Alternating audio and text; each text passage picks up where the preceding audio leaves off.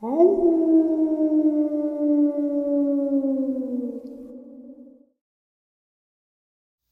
greetings and salutations, everyone. I hope everyone is still doing well, and welcome to tonight's second half. Before we jump into this very informative second half, a couple links. As many of you know, I rely on Patreon, PayPal, channel membership, and the merch to help the channel to continue to grow and go. Links to Patreon, PayPal, and channel membership is in the description below. Merch displayed directly under the video.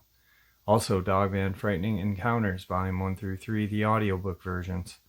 They were written and researched by Tom Lyons, narrated and produced by me, Jeff Nadolny. Those audiobooks are available on Audible, Amazon, and iTunes, links to which are also in the description as well.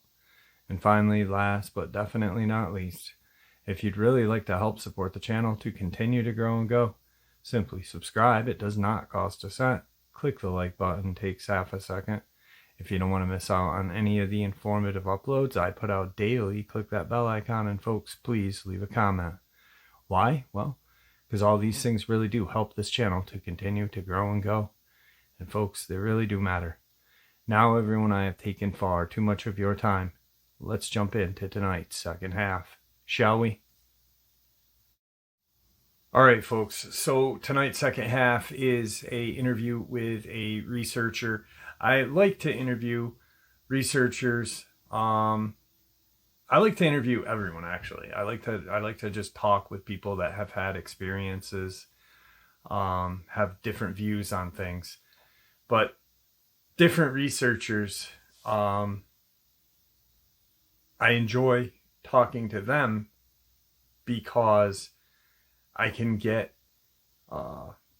feedback on things that I, bounce an idea off them.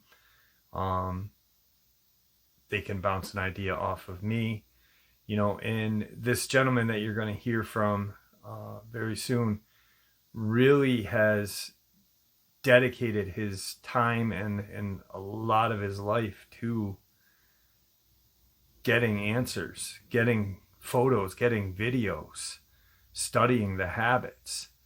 And he learned from another researcher how to do this all. And there are two researchers that I know of that I really do look up to. One is Tim Coonbo Baker, and the other is Kirk Stokes. I think they are both in a class of their own, and that's just my own opinion. But right now, let's get into this very interesting interview. All right, everybody. Tonight I have a guest, subscriber guest, and photographer. The picture that I shared with you guys a couple days ago that I thought was DJ's is actually our guest's, Paul Chaffin. He goes out into the woods in Kentucky, and he comes back with some pretty amazing footage, video footage and photography footage. Paul, how are you? I'm good, brother. I'm glad that me and you got to connect. I appreciate you coming on the show. I know you're a busy guy.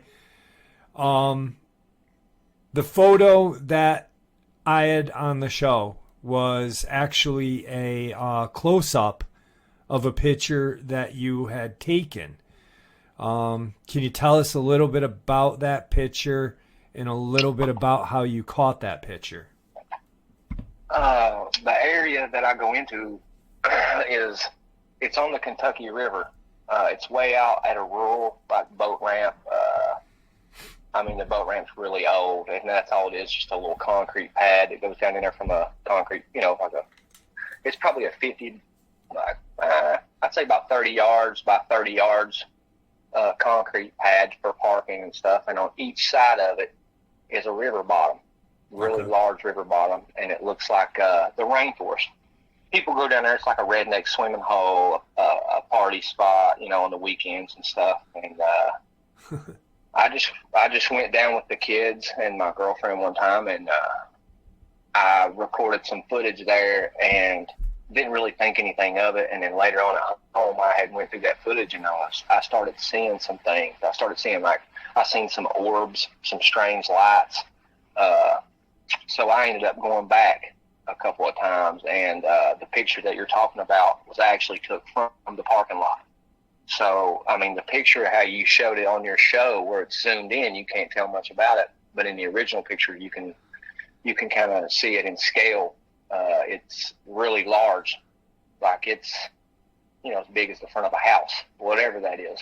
Right. The rest of the picture is crystal clear, though, so I don't know what it is, to be honest with you. Speculation is about all I could do with that. Right. What with speculation? What do you think? I don't know. Maybe I don't know. It looks like there's maybe hands and legs or a foot and stuff kind of sticking out of it. Yeah. I don't know if it's a portal or. I could make out like a hand. I truthfully believe, which I know for a fact, that my phone or our phones are able to pick up things in the woods that our eyes can't see. I agree. If that makes any sense. Yeah, I agree with you on that. I go through the footage most times frame by frame. I've gotten really good at it now to where I know where to look when I go out. But as you know, I've sent you the video. I've been growled at. Yep. I've been bluff charged. I've had things thrown at me. Like we've really been through it a few times out in the field, and come close to the kind of interaction that you don't want to have. But I mean, I expect as much. I keep sticking my nose out. So now that footage of you being growled at, like I shared with you, I don't save anything people send me because of I don't want to be responsible for it getting out a lot of times, and the DJ thing was a misunderstanding on my end. Now, would you be willing to allow me to share that on the channel? Absolutely. Okay. Anything I have, you can. I'll send it to you. All I ask for is just the credit. Just, you know what I'm saying? Like, yeah. I don't, and nothing I do is a secret. I'll share it all. Right. Now you have a Facebook group. I'll put the link in below.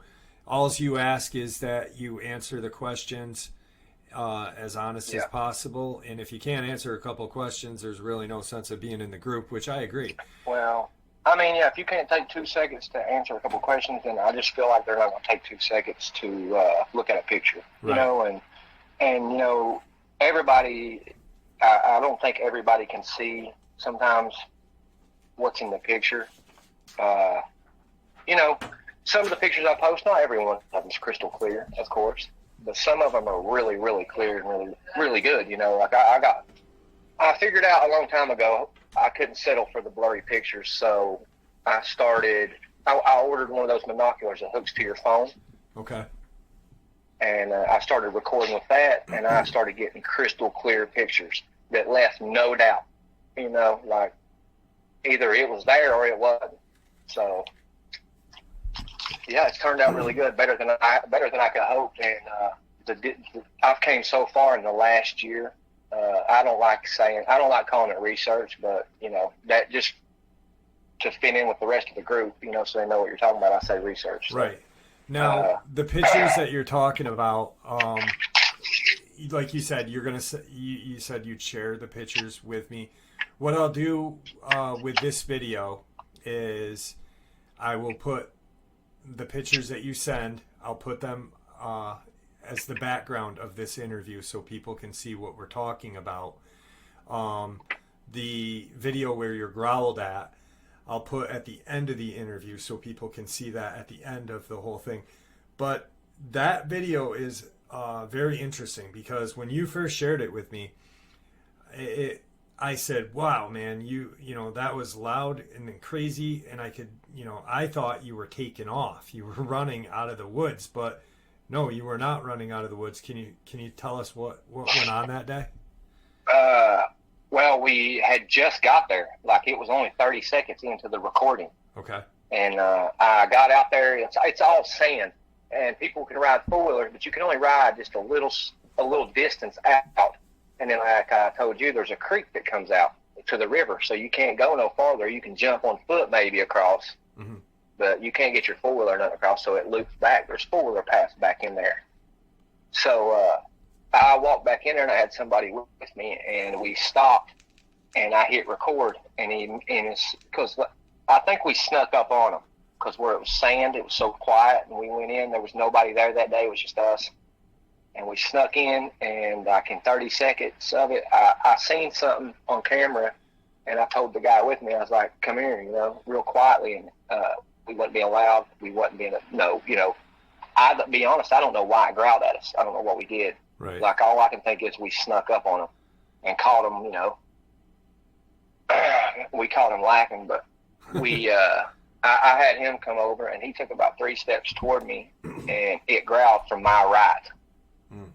And when it did, I had my camera on like a stick on top of it to keep it steady.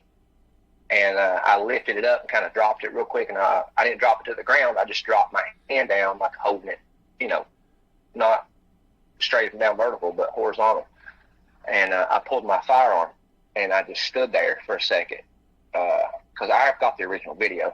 But we walked backwards about 35 yards, and we stopped and stood there. And we had a lot of activity that day. Like I was telling you about it, it kept blowing at us. Like, it sounded like a deer when you startle one and walk up on it. Yeah. But it was just a wild day down there. They were whooping and hooping and stuff. It was, and I've never seen a Bigfoot down there. I've never seen anything like that. So everything I've seen is canine. Right.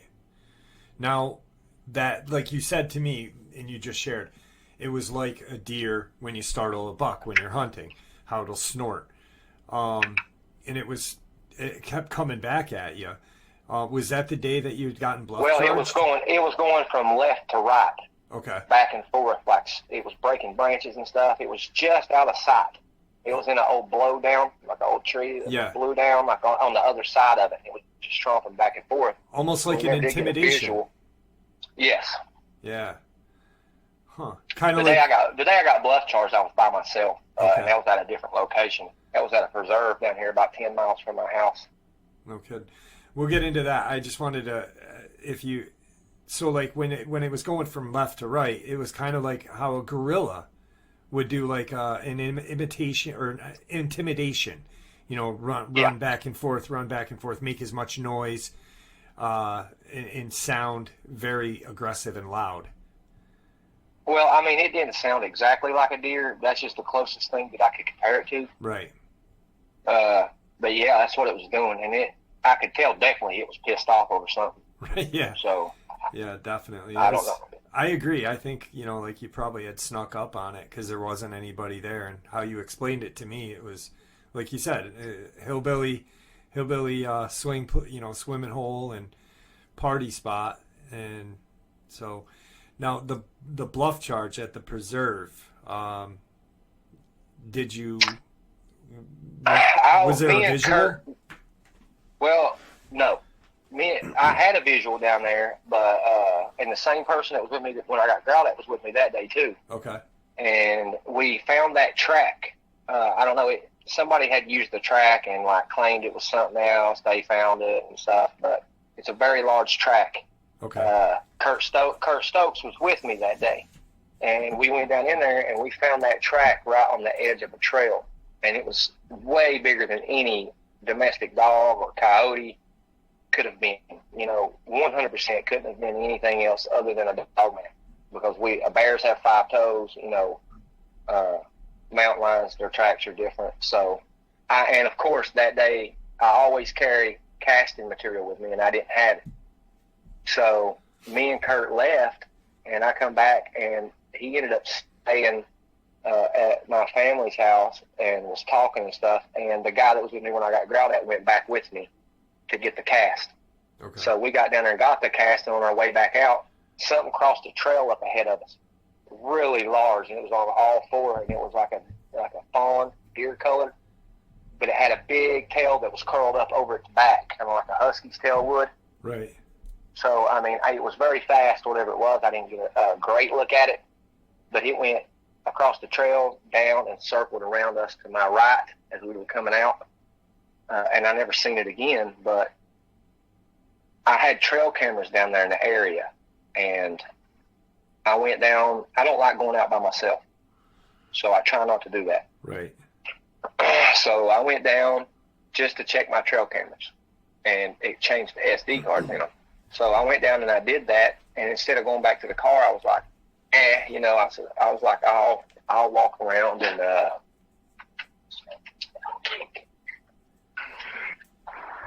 kind of like in a circle pattern, just walk around, come back toward my car, because it would have come out on the trail.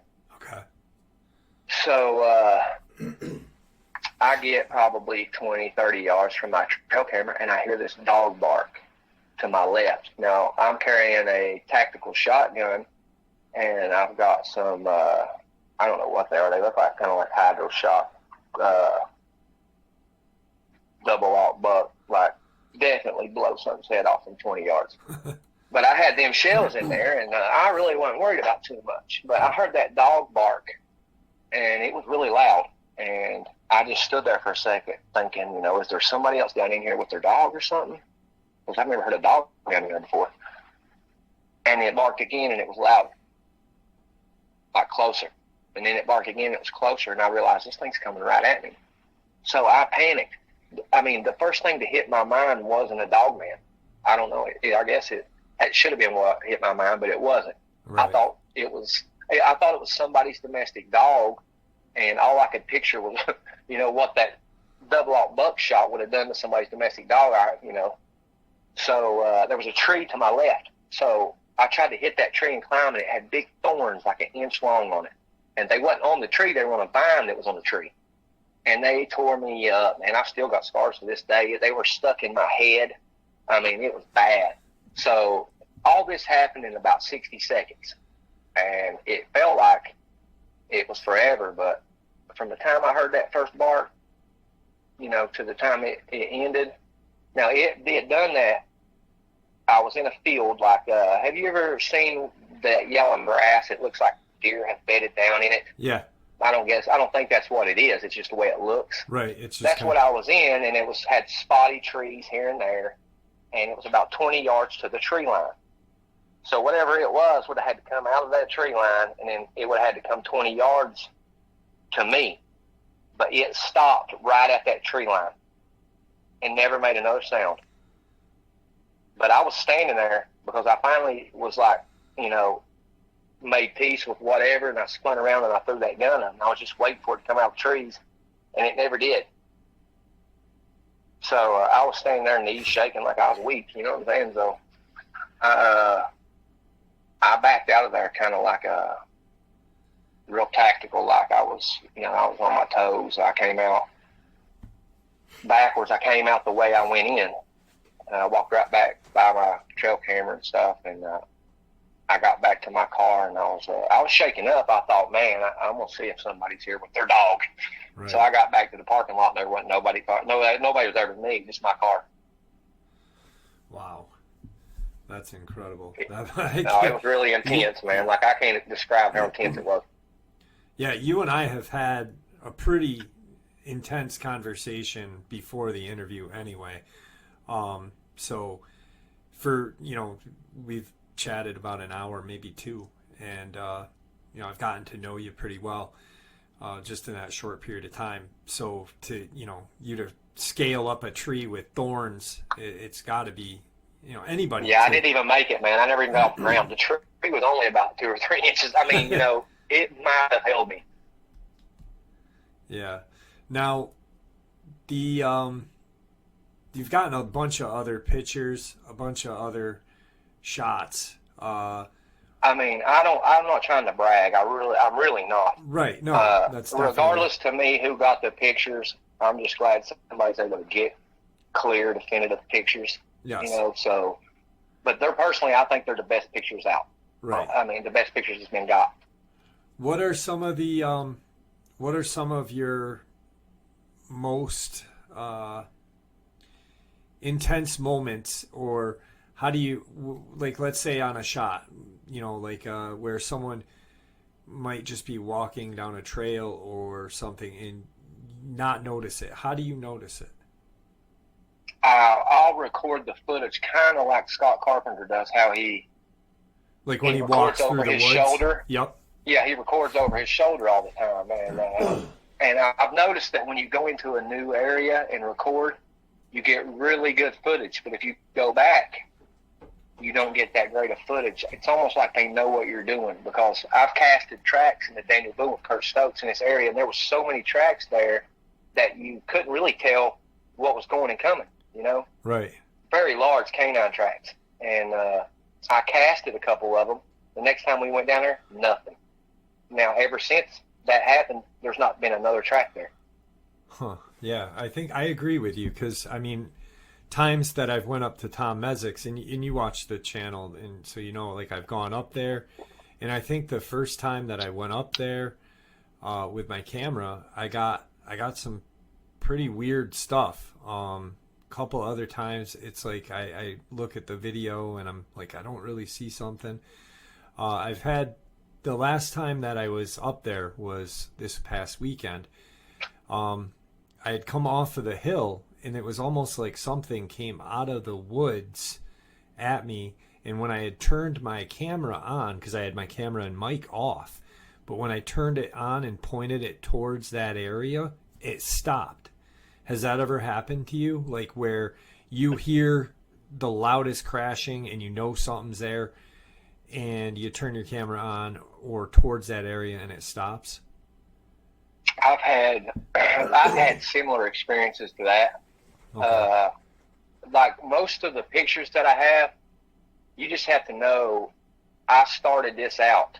I had an encounter when I was 15 years old, of course, in the Appalachian Mountains in eastern Kentucky. Okay. But, you know, I started this out with the starting point. I thought these things were flesh and blood. They breed, you know, they have young, they leave tracks, they eat, they shit. You know, I just 100% was on board with cloaking was not something that I thought was serious. I didn't think none of that stuff. Right. You know, I thought it was a joke. But just anybody that does any decent amount of recording or research out in the field is going to start seeing the same things that I'm talking about. You're going to start seeing the lights, the strange orbs.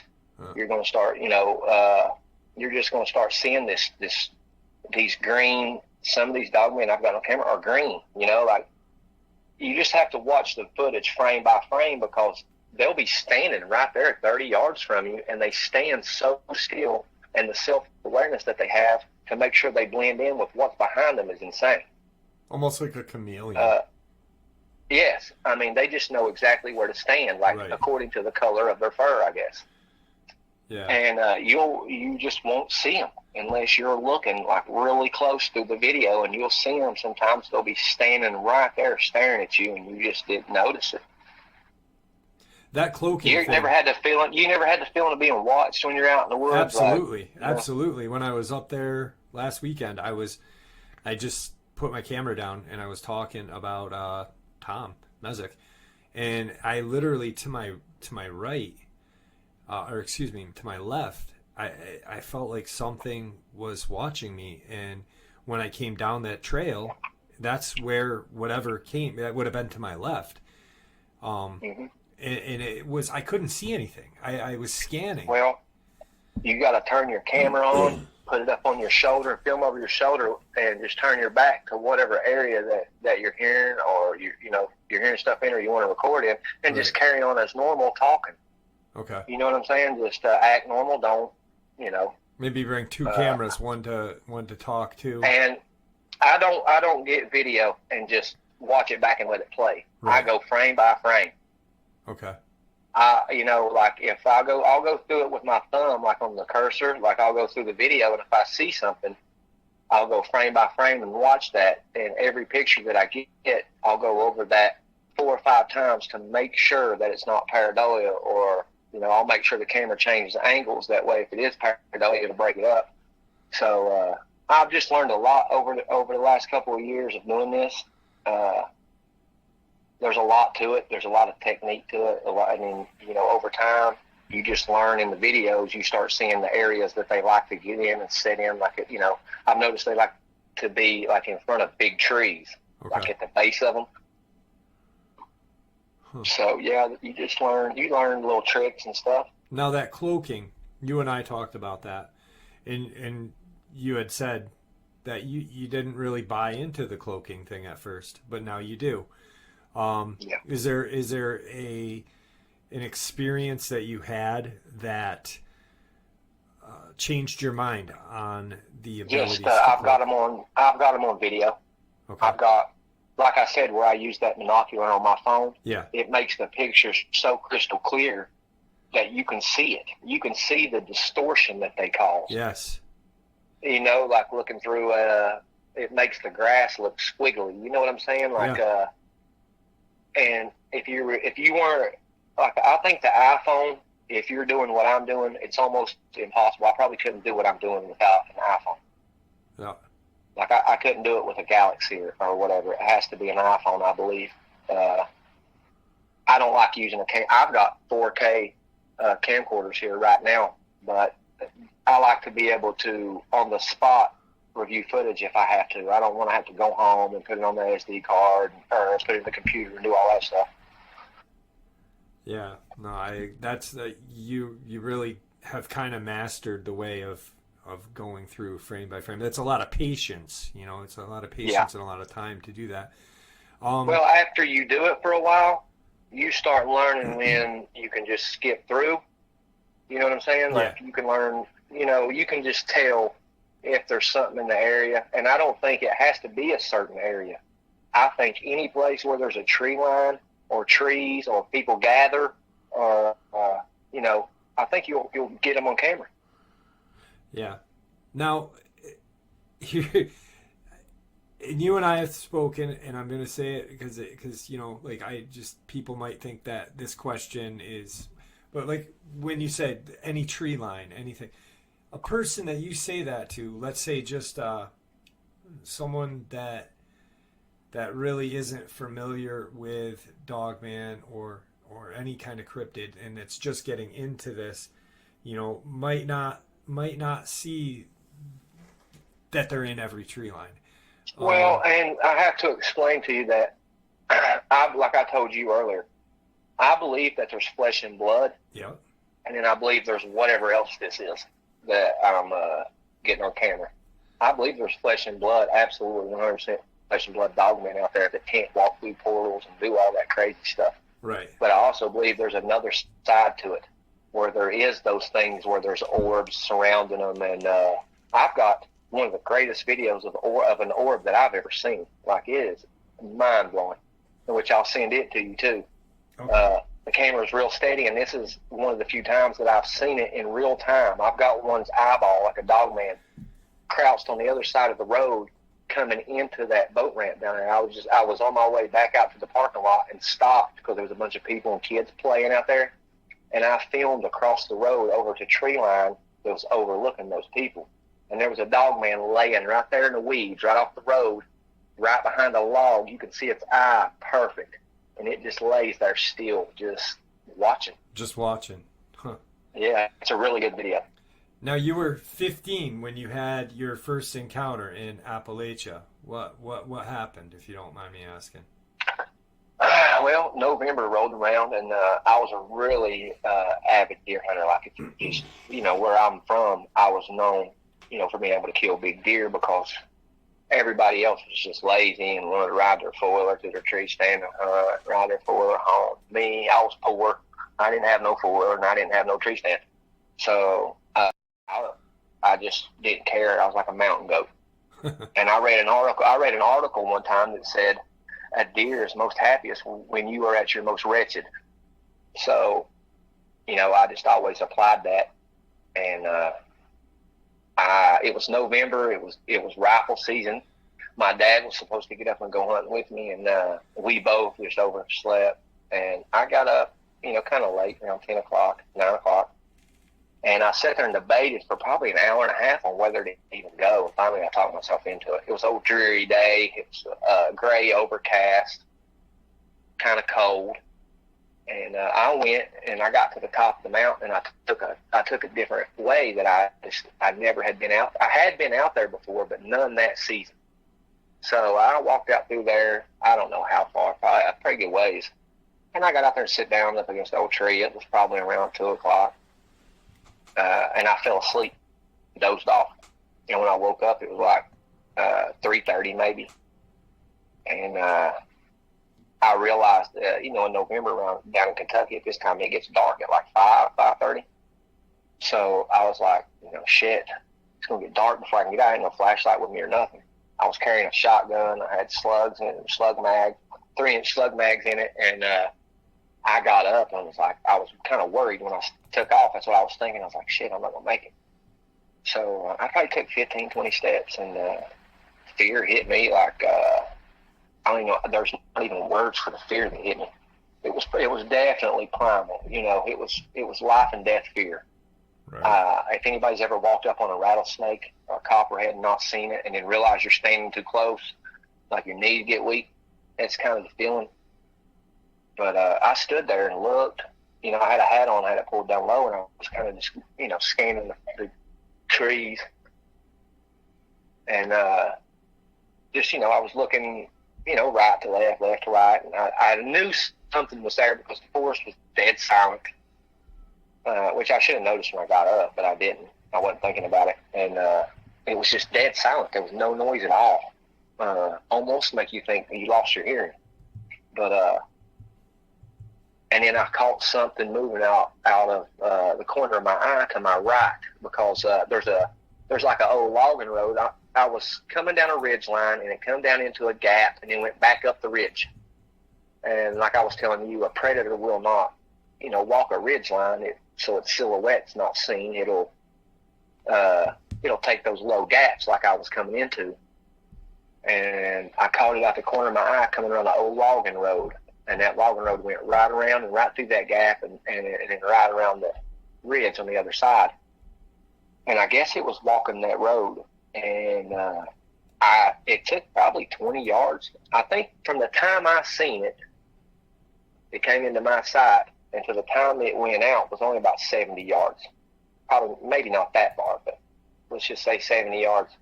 And 20 yards of that, it looked like a black blob. It was so black and like kind of shiny, like the cleanest fur ever. And then I started seeing details. I started to be able to see it. I seen its elbows. The first thing I noticed. I'll never forget that as long as I live. I seen its elbow. It had its hands up, kind of like if you were carrying a basketball in front of you. And it had a chest. I could see its chest from the side profile. It never did look at me and make eye contact. Its ears were pointy, but not pointing straight up. They were kind of angled back. It had haunches. It had a tail. Its tail come down and kind of curved up. It almost touched the ground. It had big, strong-looking legs. It wasn't no Arnold Schwarzenegger-looking Dogman, but it was it looked like a werewolf. That's what I thought. Because you got to think it's since 1997. There was no internet. And at the time I was looking at it, I really didn't think anything. Time stopped and stood still. And I watched it. I don't know if it dropped down on all fours when it went over the mountain. I'm assuming it did. That's what it looked like. But it went out of sight. It never looked at me. Thankfully, I'm so glad that it never looked at me, because I probably would have fucking stroked out. But yeah, it just went right over the bank, man, and it was gone. I probably stood there for 20 seconds just in shock, thinking there's no way I just seen what I seen. And then I double timed it out there down that hill. I fell and tripped. And, I run down that hill grabbing trees and swinging and stuff. And I told my dad about it when I got home, and they just laughed. Like, so, I talked to a couple of friends. They thought I was crazy. So it kind of just put a bad taste in my mouth for talking about it, Right. But that experience lives in my head rent free for sure. It's been there in the back of my mind when my kids were born. It's been there when just everything in my life. There's not a day goes by that it's not there. And it's funny because like you and I had talked, this encounter, you were 15, you said what, like 97, mine was 94, yeah. Pre-internet. We both were, both had our encounters pre-internet, so we were, like, what the heck? And I honestly thought it was a werewolf. Yeah. I really did think one of my neighbors was a werewolf or something. I didn't know really what to think. Right. Now, throughout all of your excursions, photographing, recording, doing what you do, Have you had any other up close experiences or experiences where you've seen these, not just through the camera, but visually with your own two eyes? Have you seen any kind of Now, when I went down the day before I got growled at, or we got growled at, mm-hmm. I went down by myself into that same exact area. This was the first day that I had used that attachment for my phone. I just went down and wanted to try it out. So I went down by myself, which again, I don't like to do, but it's kind of hard to get people, because I don't hang out with a lot of people, especially and talk about this subject. So I went down and I was down there for about 4 hours probably, and I walked all over that place, man. And I got some really good pictures. Like probably the best pictures that I got that day, and I was showing them to somebody, and they were like, oh, I'll go back with you. But the first day when I got down there by myself, I didn't set everything up, and I walked out there with my backpack on and stuff, and I got out to that little point where that creek comes out, mm-hmm. and I set my backpack down, and I was getting everything out, and I just so happened to look up to the other side down the riverbank, and there was one walking right toward me. It looked like a mountain lion, but it had big pointy ears sticking up on top of its head, probably about 6-7 inches tall. It was on all fours. It was a little bit darker probably than a mountain lion, but its face, it had that black. You know how a mountain lion has that black that runs underneath its eyes and around its nose? Yeah. Well, it had that. And it just kept walking right toward me, looking at me, and then it made a left and went up the bank and into the tree line. And I was just sitting there with my mouth open, like with my hands in my bag, getting my stuff out. That's why I told you the next day I got all my stuff out of the car and got ready. Wow. That's an experience. But, I've not had very many in real-time encounters, seeing them. Now, I've had stuff thrown at me, and I've had them whoop, and I've heard branches thrown and broken, and they do little things here and there. You might go in there 3 times and not hear nothing, and then you might go there that last time and get growled at and stuff thrown at you. You just never know. Yeah. I'm curious, the same spot.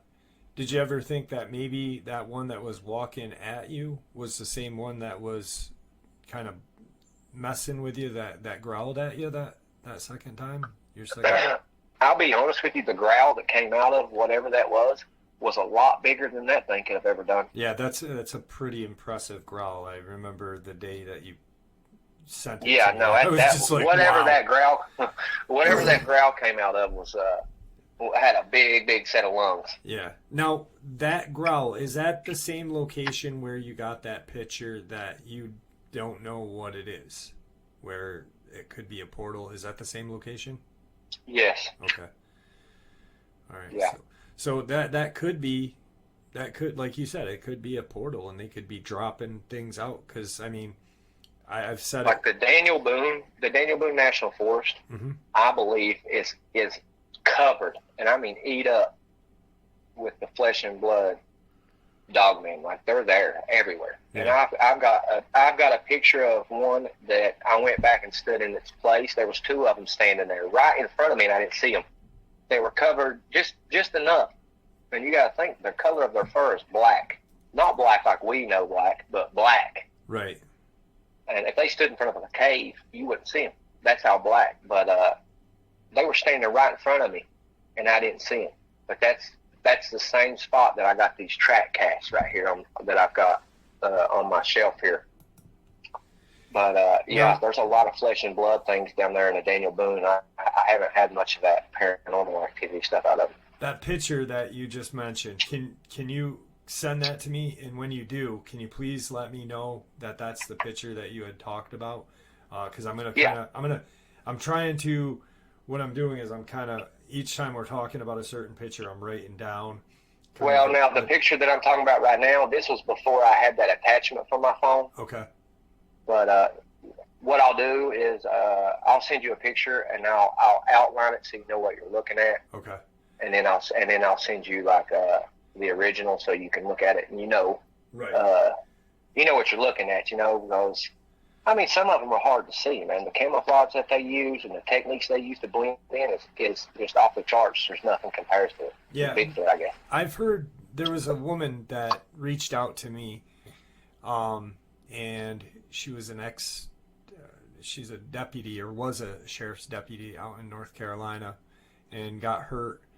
And now she's got a different job, but in law enforcement.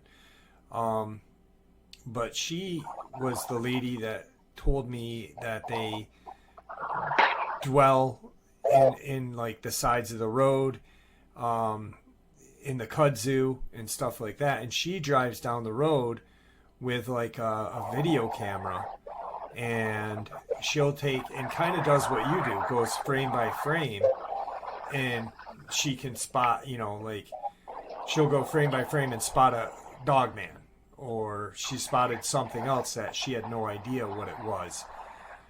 It's pretty interesting how they do hide and the camouflage they do use. Well, there's a woman that lives here close to me, which she's known in a few of the groups, and she's the only person that I've ever interacted with or talked to who does the same thing I do, with frame by frame and just the way you record. Like, I don't know, it's hard to explain because these, I think they're very smart. And that growl, when it growled at me, it didn't really scare me as much as it shocked me, because to me and what I do, it may as well stood up and waved at me. Like, it let me know that it knew. You know what I'm saying? Like I know what you're here for. Right. So now every time I go down there, I know they know why I'm there.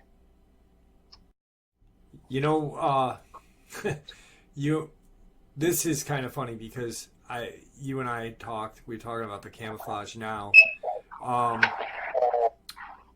had spoken about a Russian scientist, who on her own expeditions was going out and kind of researching camouflage for Bigfoot and other cryptids. And the Russian army found out what she was doing, wanted to search for the to kind of break the code for the camouflage so troops could use it. And it's kind of funny that when you were talking about the way that the Dogman, and we've all heard how people have seen these blacker than black Dogman, blacker than the blackest night. It almost makes me wonder if our military or our government figured out a way of kind of formulating that. Yeah, because like if you look at Vanta Black is blacker than black. There's a documentary by Mark Zaxby, Mark Zaxby. He lives down in Florida. Okay. I can't remember. Bigfoot something. I'm pretty sure it was on Amazon, or if you look up Mark Zaxby, you'll be able to find it. But he made a documentary where they examined hair from Bigfoot under a microscope, and they hit it with an outside light source and stuff like that. And when they would take light away, it turned green. Wow. Like, I mean, it was doing it, like the hair was almost like small mirrors, I guess, or they were able to, like, if they were in a low light source standing in a tree, they would appear green. So, yeah, I mean, it's just like the things they're able to do, or the things they're equipped with as far as their environment. It's just insane, man. There's no way you could compete with that. No. And that's really honestly what puts them at the top of the food chain in my eyes. I mean, the real question is, what keeps them from attacking us and killing us while we're out there? Yeah, that is the real question. Is there an unspoken rule or something? Or the way I was told is, somebody mentioned it to me one time and I thought about it, but what if, different people that go down there, you never know what kind of energy you've got following you, or a demon, or whatever you want to call it. Right. So we all know that demons are disembodied and they're looking for something to possess. Yes. So you go down into these areas and one of these demons is following you, crosses paths with one of these dogmen, you know what I'm saying? So that could turn ugly real fast. So, I mean, I don't even know if that's a thing. It's just something to think about. It crossed my mind, you know, like conversation very similar with a gentleman, and we were talking about that, and he had kind of said like it'd be easy for a demon if a demon was following us or we were, you know, possessed or not possessed or whatever. It would be easier for a demon to possess a Dogman or a Sasquatch because of the he's really into the theory of the Nephilim without the soul. So he thinks it'd be easier to possess one of these creatures than a human. Well, and what makes me say that is my friend Kurt Stokes' video that thing has illuminated green eyes in broad daylight. The eyes almost look digital, like you know, like when you turn a digital television or whatever off, how the screen just comes, the top comes to the bottom. You know what I'm saying? Like it's that thing's not from around here. Right. You know what I'm saying? Like it's definitely not from around here. Whatever that was it didn't look like it had a mother or a father. It just looked like it was straight evil. Like it was around to do one thing. Yeah, most definitely. I think I agree with that, and then, you know, I really agree with the whole concept of flesh and blood and others. It's really it's an acceptance of theory and looking at the facts and looking at what other people have experienced and kind of really being open, you know. I think a lot of researchers will ignore what I'm talking about. They'll see it in the video or in their footage and they'll ignore it because they want it to be flesh and blood and they don't want to get mixed up in the rest of it. Yeah. Myself, I won't ignore it. That's what I'm here for. That's what I'm trying to find answers to, and I'm gonna go wherever the research takes me. And if it makes people laugh or whatever, then I understand. I used to laugh too. So yeah, it's hard when you have to be accepting of different things, and it's like you said, you and I have talked, and there are people out there that are unaccepting of these theories, and just like you said, right in front of you, and they don't want to accept it. And I think more or less it's because it doesn't fit into their category, or it's too complex, and it just, instead of giving them answers, it just gives them more questions. Well, and you know, that's how that's what I came to with the whole Bigfoot and the government and all that stuff. Just I say Bigfoot because Bigfoot's so mainstream. Right. I think they don't hide Bigfoot from us and keep it a secret because they're worried about revenue at the parks or any of that stuff. I think they hide it because they know what the next question is once they reveal it. You know, where did they come from? Yeah. You know, what are they? Where are they? Yeah. Exactly. So that's the next question people have, and that's what I don't think they want people to know. Yeah, exactly. Exactly. And I could be wrong. That's just my opinion. Well, you know, I agree with you there because, you know, I don't think we'll ever have a definitive answer. I think what we'll get is people like you, people like me, people like that are listening to this, that are willing to, you know, be open-minded to everything, any kind of theory, any kind of fact, and really just accept it. And you know, that growl video, for example, the pictures and stuff that I post in my group, I've told people I'm not going to share it elsewhere because I don't have time to argue with people and stuff. So, but anybody else is welcome to share it wherever they want. Right. You tell me why none of that stuff has ever went viral. Probably 90% of the people listening to your show right now have never heard it.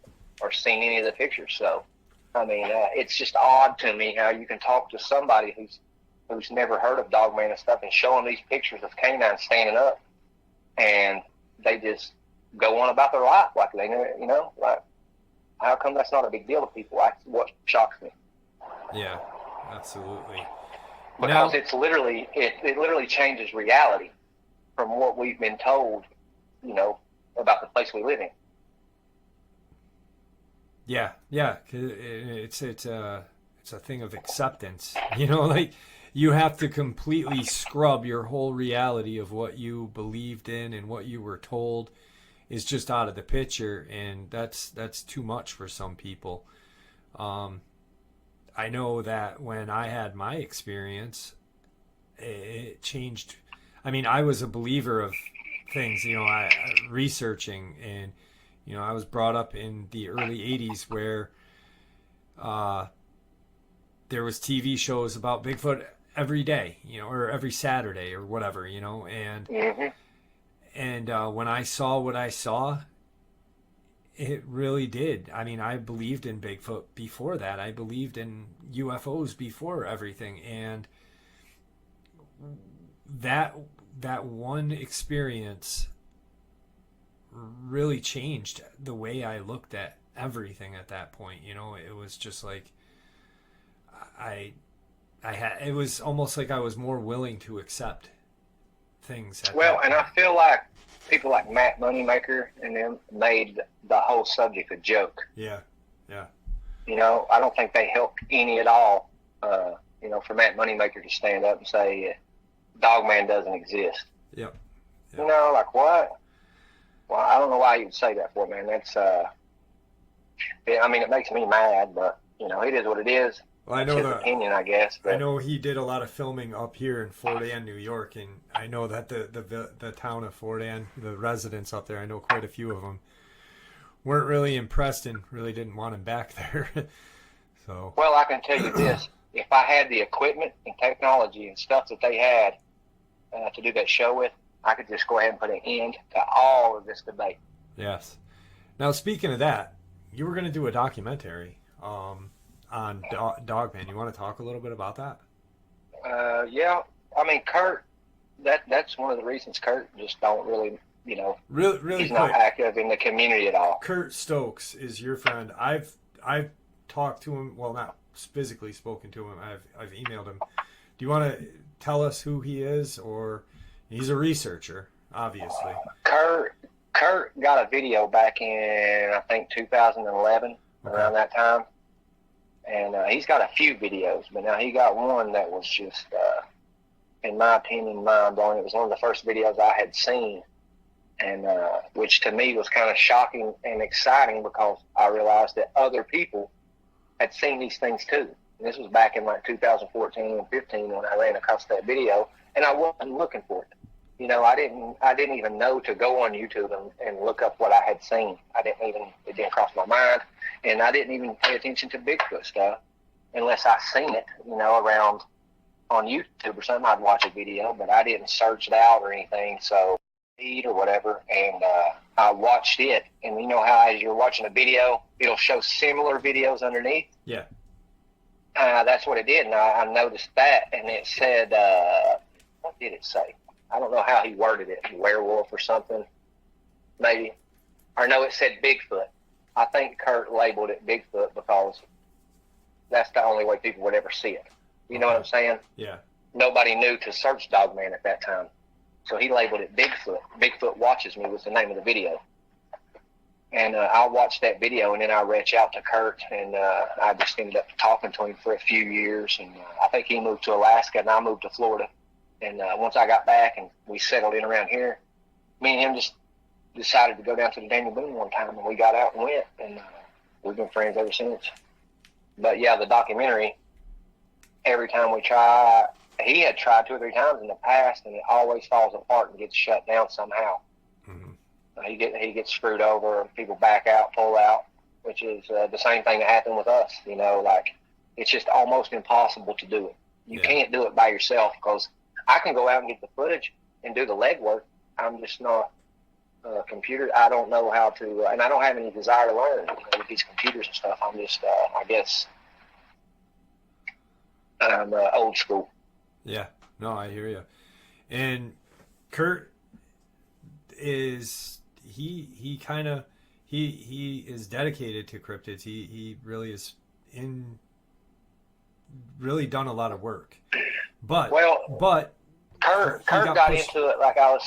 He got into it like I was saying. Like in the beginning, nobody had ever heard of Dogman, so right. he was getting he was catching a lot of flack and shit, from a lot of from abuse. The Bigfoot community. Yeah, and that really pushed him away from the whole subject and and unfortunately,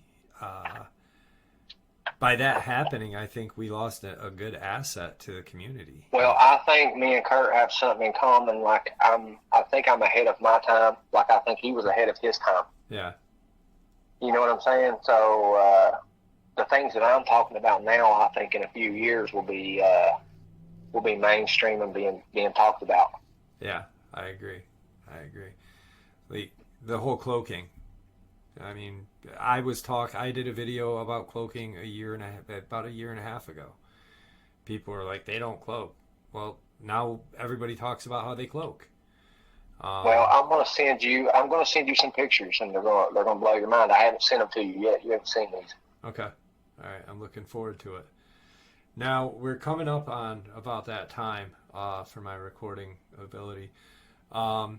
Is there anything that you'd like to say to the audience listening?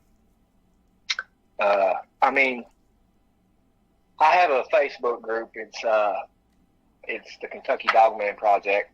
I welcome people to come over. I created the group because I really do believe you can't mix Bigfoot researchers with Dogman researchers and paranormal and aliens and all that stuff. So I keep it strictly Dogman. I don't put up with the laughing emojis and all that stuff on other people's pictures. So you just don't know the reason. You don't know the reasons people are doing what they're doing, the pictures that they're getting and stuff. And at the end of the day, maybe you can't see nothing in that picture, but the next picture they get, it might be the picture that someone like me really wants to see, and they may quit and not do it anymore because somebody laughed at them so I just don't put up with that stuff in the group. But I welcome anybody. We keep it peaceful. It's a really good group of people. So just answer the questions and the questions at the beginning. I put them in there just for that reason, because if people don't have the patience to answer a couple of questions, then I just don't think they're going to look at pictures either. Exactly. And unfortunately, and I give you a lot of respect for having the view that you have, where don't make a mockery of someone's work or someone's picture. You don't know what they've been through. You don't know what they've gone through to get that picture, and unfortunately people do leave and don't want anything to do with the community anymore afterwards, and that's really disheartening, because you don't know, that person may be the person that gets that great pic of what might break the whole case open, and it's sad. Well, it was just a personal decision for me. The pictures that I was getting, I wasn't satisfied with them, so I had to start looking for, a better way to get pictures. Yeah. And clearer pictures, like I couldn't settle for blurry pictures. You've done a great job. I mean, with that one picture that, when you reached out, you said, that's my pic, bro. And you showed me the original. And, when I look at they zoomed in on it, whoever zoomed in on it, and cut the arrow out of it. Yeah. And when I looked at the pic that's not blown up, that's the original pic, I was like, whoa, what is that? And then I looked at the whole original picture's clear, isn't it? Yeah, it really is. The whole, and then that one spot is just distorted, very strange. And like you said, that one spot is about as big as the front of a house. And it's a big one. Yeah, that's whatever it is.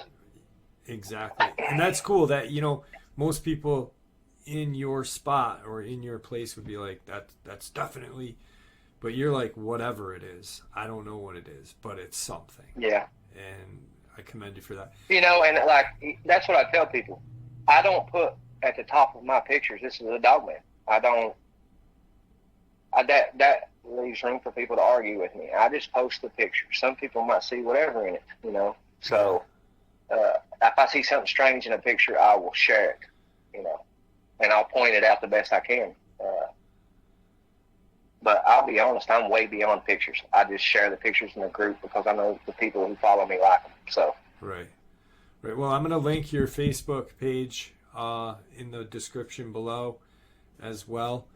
I really appreciate you taking some time out of your evening. Do me a favor, don't hang up after we end the interview because I want to talk to you for a little bit after if you got time. yeah, It was great having you on.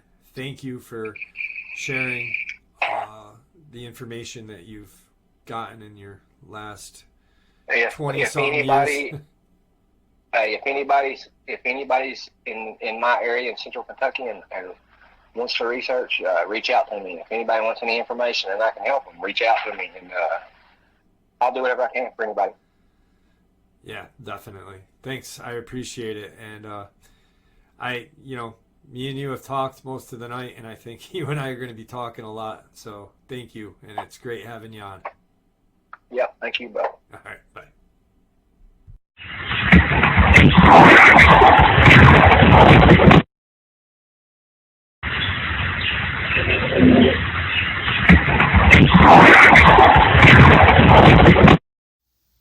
Paul Chaffin, great guy. I really do enjoy talking with him. He is the person that put me in contact with Kirk Stokes. Kirk Stokes is, in my eyes, one of the better researchers out there. He's researched for years, pushed out of the community because his views and ideas and theories didn't match up to, what everyone else's did, which is just terrible. We don't know. We know that some of these things are flesh and blood. We know that because they've been shot, they've been killed. We know some, they've been hit by tractor trailers, they've been hit by cars, We know some can travel through portals. Kirk had different views and other people didn't like it, bounced him out, unfortunately. That's how cliquish cryptozoology was back in the day. Thank God it is not like that anymore, because with the amount of people that are entering into this field and research, sharing information, different views are what makes people strive harder to get answers, I think. With that being said, I'd like to thank you all for supporting the channel. It is your support, after all, that keeps this channel growing and going, and honestly what gives people a chance to share their experiences and theories judgment-free, simply treated with the respect that we all deserve. Thank you. Please stay safe, happy, healthy, and ever vigilant, keeping an eye on our children, pets, family, and friends. These creatures are real. They are out there and dangerous. Share this information with those you love and care about, and it may just help save their lives someday. Until next time, never stop asking questions, never stop searching for the truth, and God bless.